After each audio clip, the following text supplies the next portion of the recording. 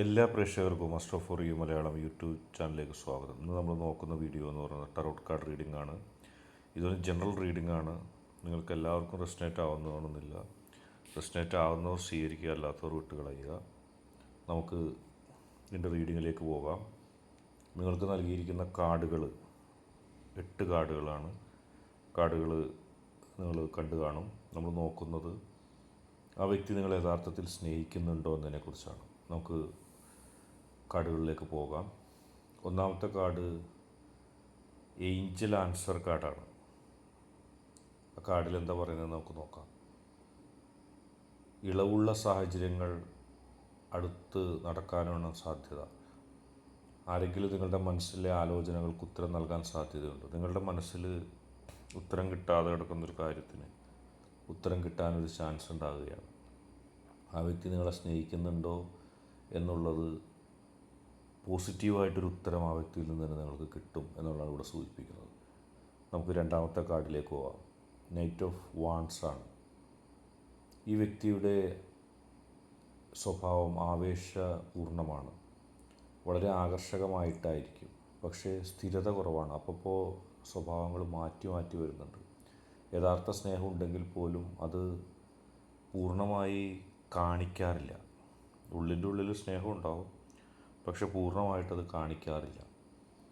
നമുക്ക് മൂന്നാമത്തെ കാർഡിലേക്ക് പോകാം. ജേണിയാണ്. ഒരു ഒറാക്കിൾ കാർഡാണ്. ഈ ബന്ധം ഒരു യാത്രയുടെ ഭാഗമാണ്. ആത്മീയതയോ ഭൗതികമോ ആയ മാറ്റങ്ങളും സ്ഥലമാറ്റങ്ങളും അല്ലെങ്കിൽ മനോഭാവത്തിലുള്ള മാറ്റങ്ങളൊക്കെ സംഭവിക്കാൻ സാധ്യതയുണ്ട്. യാത്ര എന്ന് പറയുന്നൊരു കാർഡാണ് നാം കാണുന്നത്. ഒരു യാത്രയുടെ എല്ലാ സ്വഭാവവും അതിൽ കാണിക്കപ്പെടാം. മാറ്റങ്ങൾക്ക് നിമിത്തം ആകുമെന്നാണ്. നമുക്ക് നാലാമത്തെ കാർഡിലേക്ക് പോകാം. Page of swords. അന്വേഷണ വൃത്തി, സംശയം, ഗൗരവമില്ലാത്ത സംഭാഷണം എന്നിവയെ സൂചിപ്പിക്കുന്നു. വെറുതെ കുറേ വാക്കുകൾ വെറുതെ പറയുന്ന ഒരു രീതി ഇവിടെ കാണുന്നുണ്ട്. അത് ഇവിടെ വ്യക്തവുമാണ്. വെറുതെ കുറേ കാര്യങ്ങൾ പറയുക, കുറേ കാര്യങ്ങൾ സംസാരിക്കുക എന്നുള്ള ഇത് ഈ ബന്ധത്തിൽ കാണുന്നുണ്ട്. ഈ വ്യക്തിക്ക് സ്നേഹം ഉണ്ടാകും, പക്ഷെ അതേപ്പറ്റി വ്യക്തമായി അറിയാൻ ഉള്ളൊരു വിവരക്കുറവ് ഇവിടെ കാണുന്നുണ്ട്.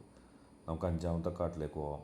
8 ഓഫ് സോർട്ടാണ്. ഈ കാർഡ് കാണിക്കുന്നത് നിങ്ങളുടെ അല്ലെങ്കിൽ നിങ്ങളുടെ വ്യക്തിയുടെ സ്വയം അകലപ്പെടുന്ന ഒരനുഭവം ഉണ്ട്. അകന്നു പോകുന്നു സ്വയം. ഭയം കൊണ്ടാകാം, ആശങ്ക കൊണ്ടാകാം, പ്രായോഗിക നടപടികളുടെ ബുദ്ധിമുട്ടാകാം. സ്നേഹത്തെ തടയുന്ന ഒരു യാത്ര നമുക്ക് ഈ അഞ്ചാമത്തെ കാർഡിൽ കാണാൻ കഴിയുന്നുണ്ട്.